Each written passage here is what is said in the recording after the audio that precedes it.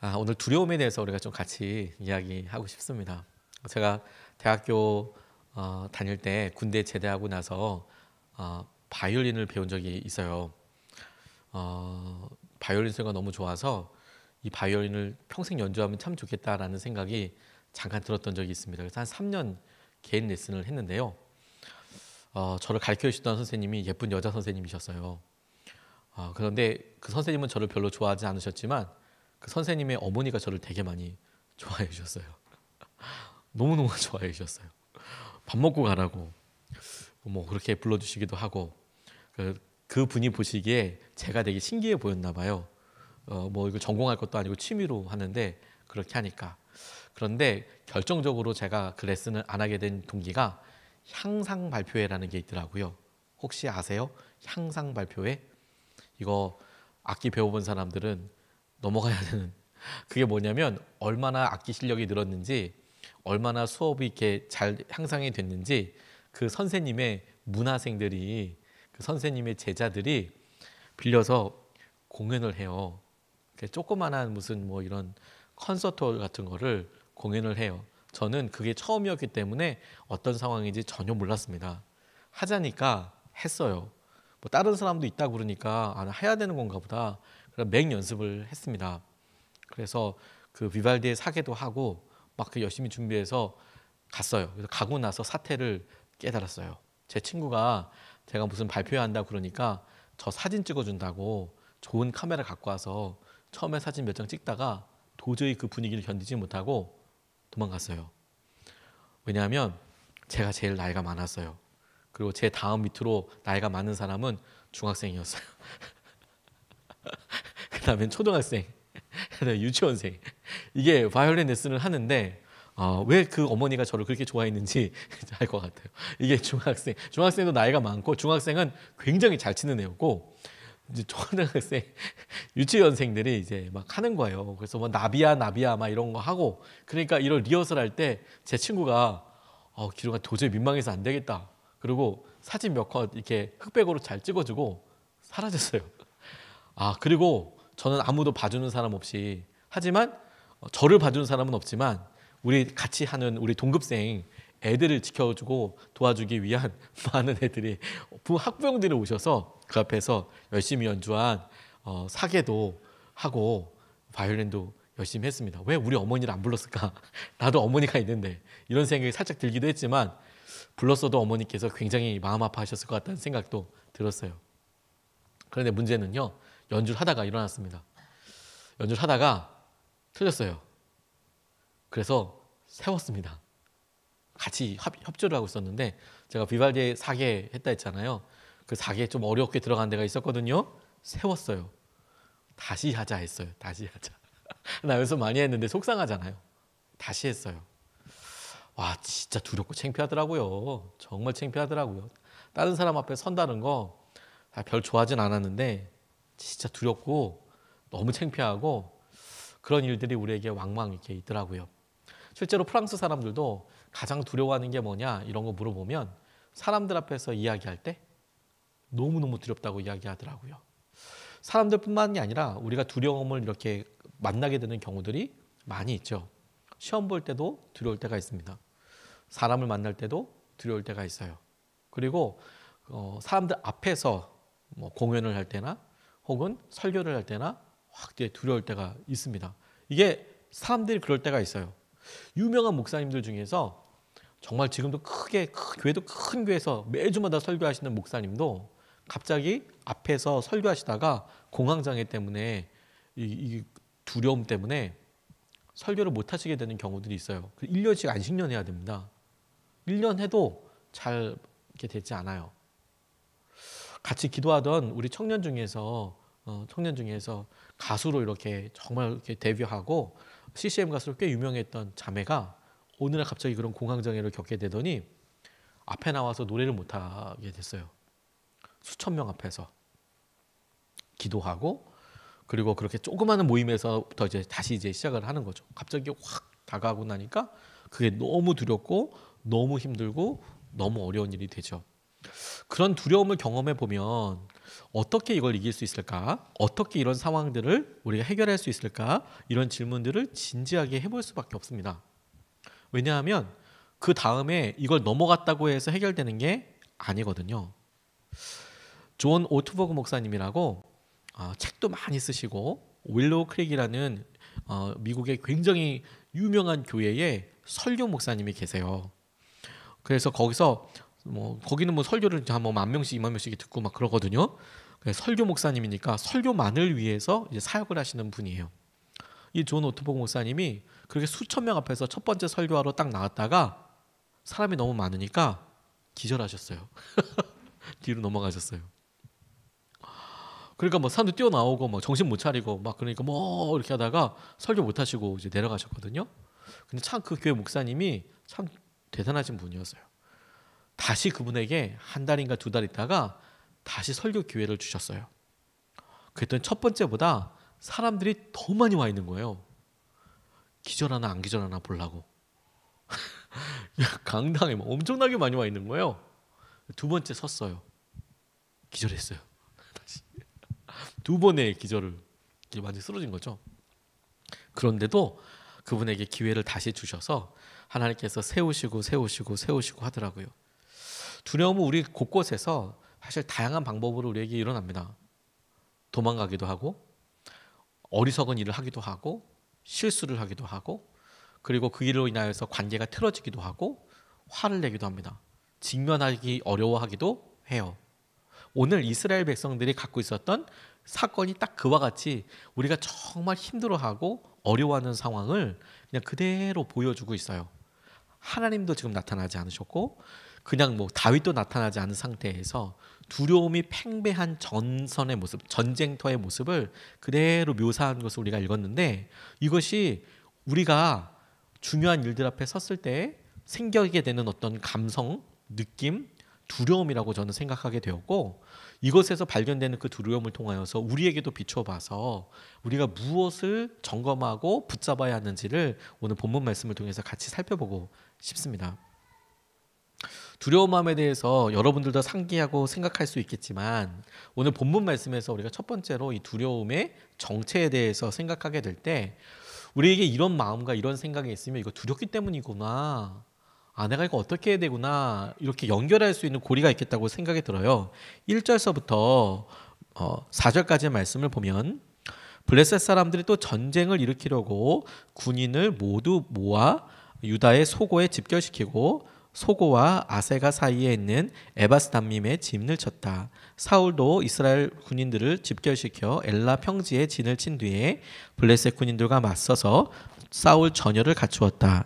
그리하여 블레셋과 이스라엘이 골짜기를 사이에 두고 이쪽 저쪽 산 위에서 맞서서 버티고 있었다. 블레셋 진에서 가드 사람 골리앗이라는 장수가 싸움을 걸려고 나섰다. 그는 키가 6규빗하고도 한 뼘이나 더 되었다. 쭉 이렇게 묘사되고 있습니다.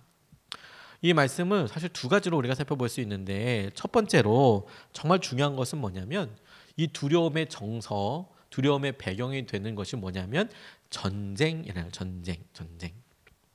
이 전쟁에는 우리와 싸우는 대적이 있고 대상이 있고 그리고 싸우는 구체적인 장면, 필드가 있어요.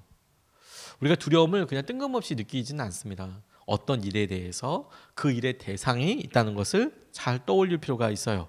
그리고 그것이 우리가 항상 겪게 되는 여러 일들 가운데 이게 우리 마음에 영적으로도 우리 가운데 이런 두려움이 있다는 것은 이것이 우리에게 전쟁이고 이것이 우리 가운데 대적이 있고 이것을 우리가 넘어설 수 있는 이 상황에서 우리가 반드시 이겨야 한다라는 것을 우리가 그냥 생각으로 알아야 해요.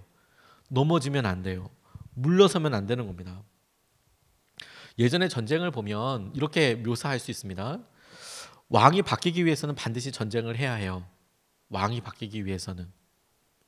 그래서 한 나라가 한 나라를 점령해서 거기를 다스리는 법이 바뀌고 통치권자가 바뀌기 위해서는 전쟁이 있고 그 전쟁을 통하여서 거기를 다 이렇게 점령을 해야지 그 나라를 통합할 수 있었습니다. 예전만 해도. 우리도 똑같아요. 우리가 기본적으로 생각하는 가치관이 있습니다. 우리가 기본적으로 생각하는 틀이 있어요.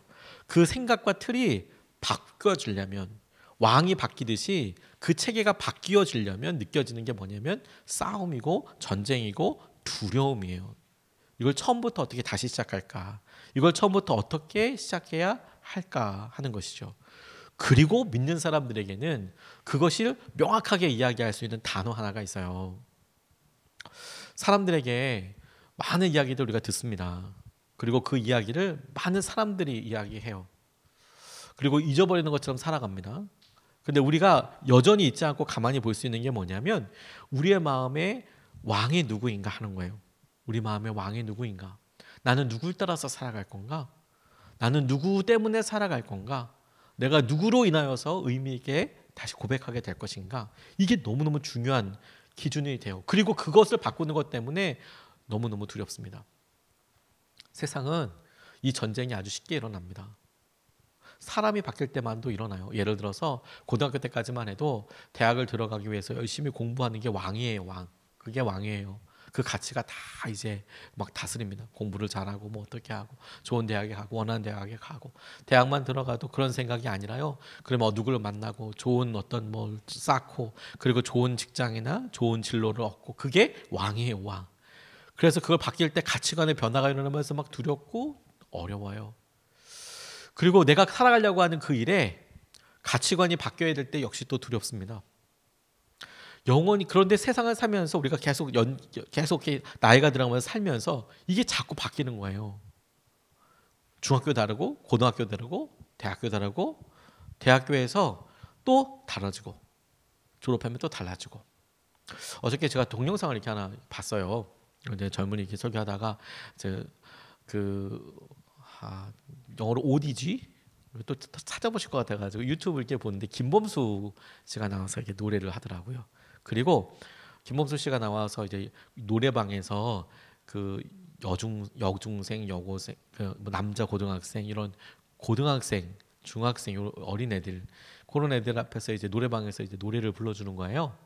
근데 처음에 무슨 얘기하냐면 친구 하자고 하더라고요. 나이 차이는 자기가 아빠 같은데 내가 봤을 때는 김범수 씨도 나이가 적지 않을 텐데 분명히 아빠 같은데 이제 친구 하자고 나이 이제 야자 이게 해서 이제 막 하는 거예요.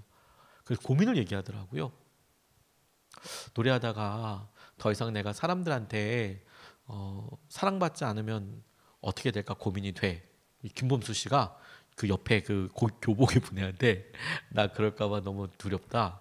그랬더니 이 고등학생 혹은 중학생 애들이 한마디씩 해주는 거예요. 네가 하고 싶다면 해. 그러면 후회 없을 거야. 이게 거꾸로 바뀐 것처럼 그 애들 중학생 애들이 김범수 씨한테 네가 하고 싶으면 해. 누가 안 좋아해도 상관없어. 이제 그렇게 막 얘기를 해주는데 나중에 이 김범수 씨가 고맙다, 고마워, 한 번만 안아줘. 같이 허그하기도 하고 그리고 노래를 이렇게 불러주더라고요. 근데 제가 그 인터뷰를 이렇게 보면서 사실 진짜 많이 공감했어요. 두렵지. 김범수 씨 같이 엄청나게 유명한 가수이고 사람들 앞에서 많이 공연을 해봤고 정말 뭐 콘서트뿐만이 아니라 뭐 대규모 콘서트도 다 해봤던 사람도 속마음으로 진짜 내 마음을 이야기하고 애들 앞에 이렇게 갔을 때 자기가 상담하는 내용들을 보니까 두려워. 내가 더 이상 사랑 못 받을까 봐 두렵고 내가 노래를 했는데 사람들이 그거 좋아해 주지 않을까 봐 두려워. 무서워. 30이 되고 40이 지나도요.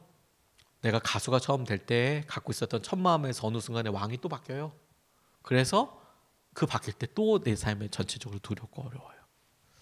믿음을 갖는다는 것은 그 왕의 자리에 영원히 변하지 아니하는 하나님을 왕으로 모신다는 거예요.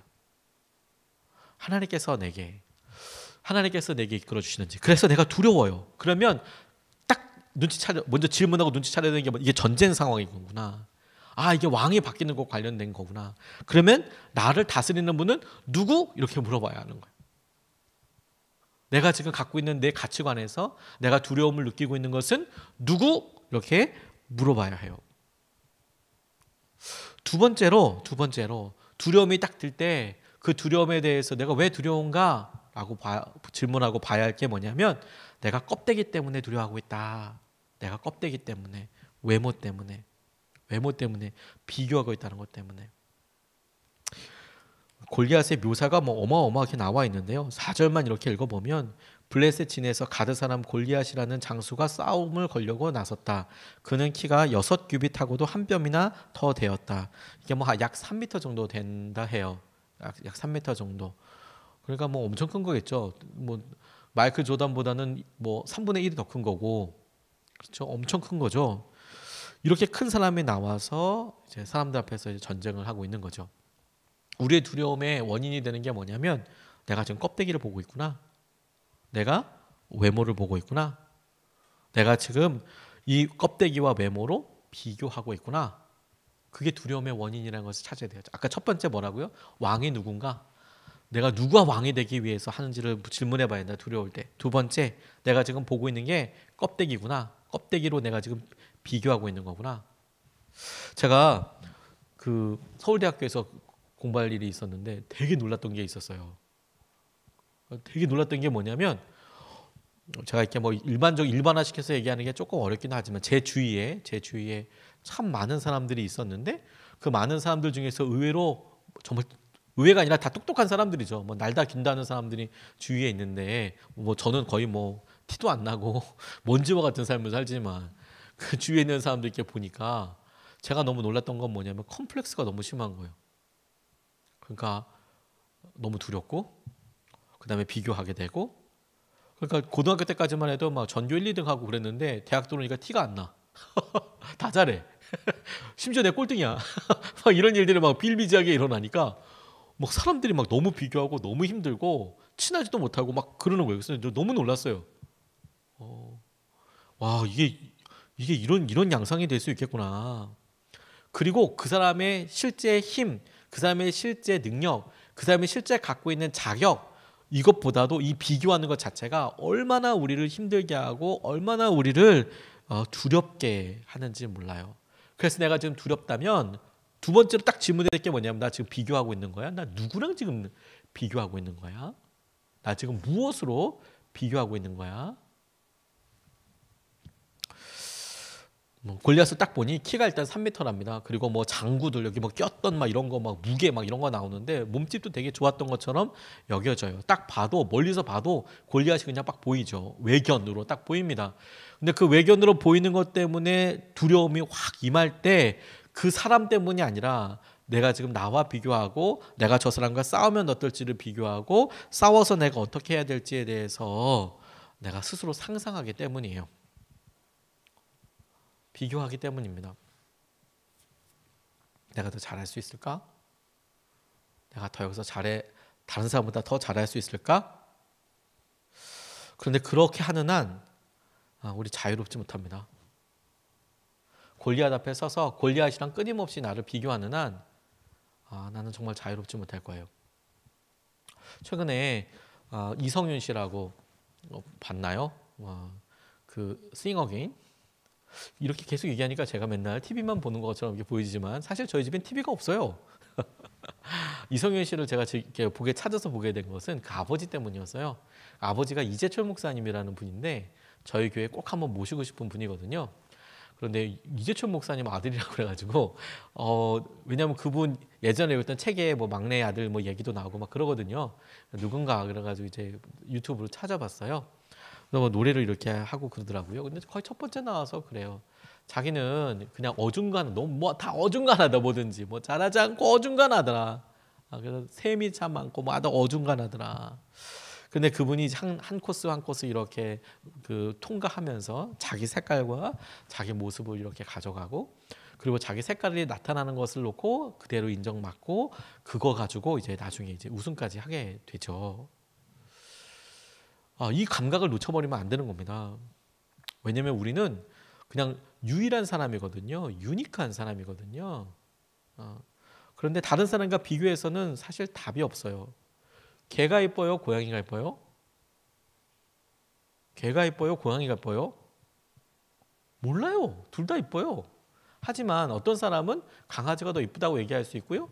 어떤 사람은 고양이가 더 예쁘다고 이야기할 수 있어요.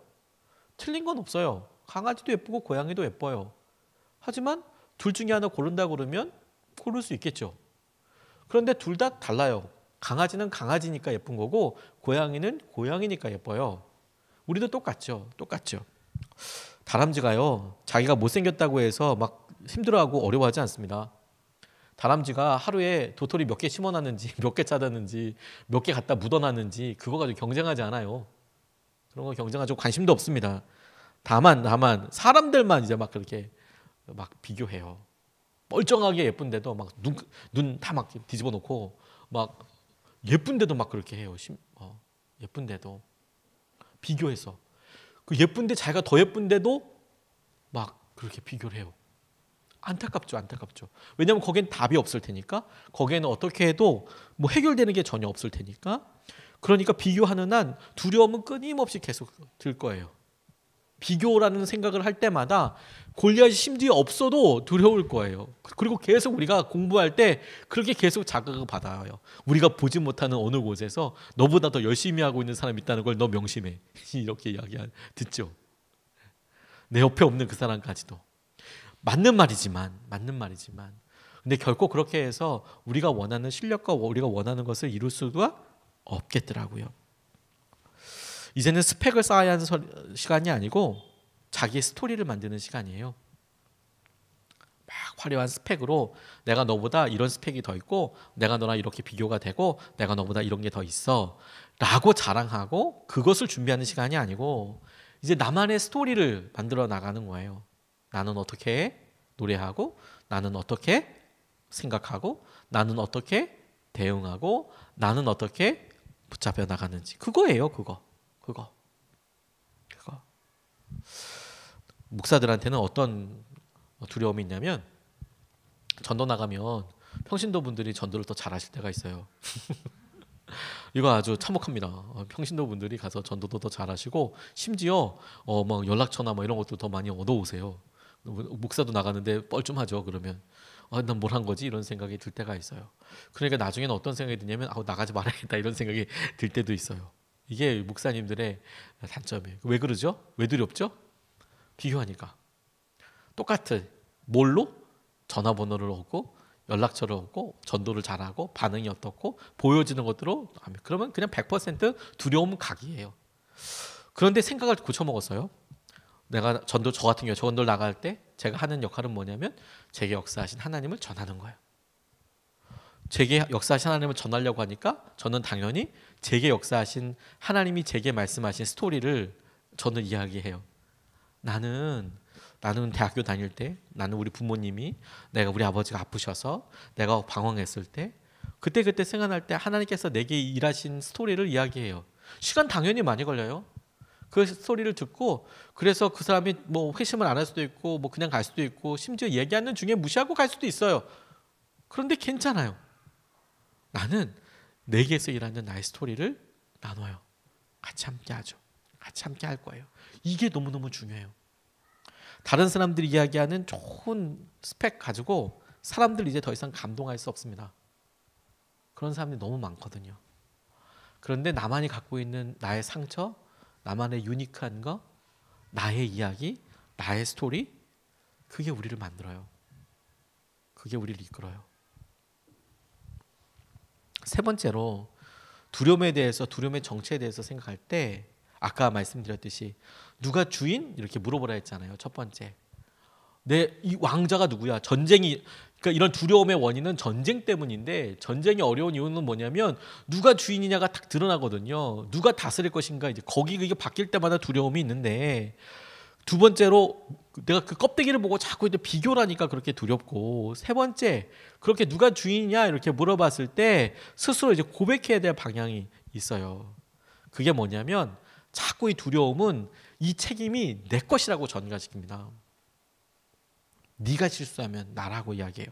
8절서부터 9절 말씀을 보면, 골리앗이 나와서 이스라엘 전선을 마주보고 고함을 질렀다. 너희는 어쩌자고 나와서 전열을 갖추었느냐? 나는 블레셋 사람이고 너희는 사울의 종들이 아니냐?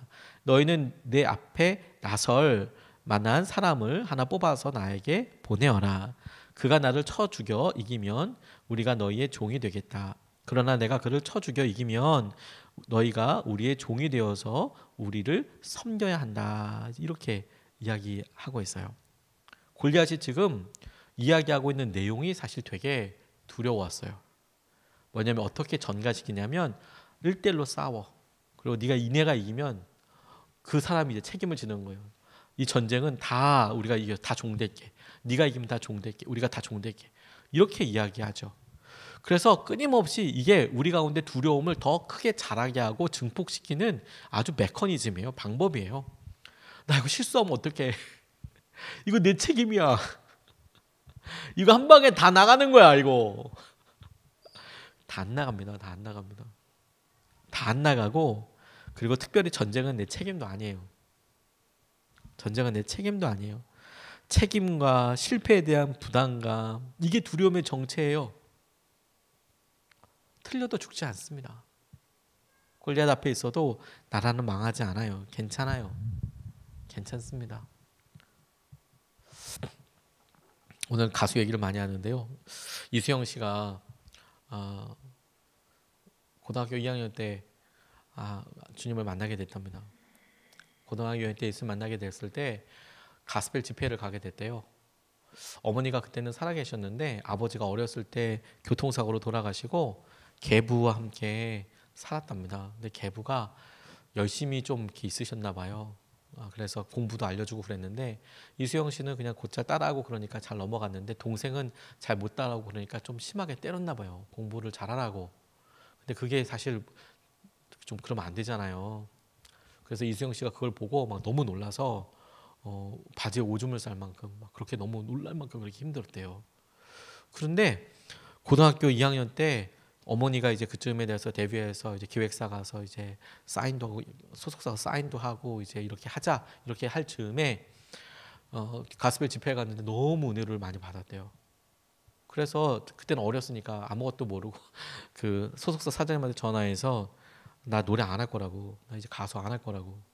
그랬더니 소속사 사장님이 진짜 쿨하게 알았어 나중에 연락해 그리고 끊어버리더래요. 뭐 돈이 오고 가진 않았나 봅니다. 계약금이. 그리고 이제 1년 동안 진짜 열심히 전도했대요. 전도.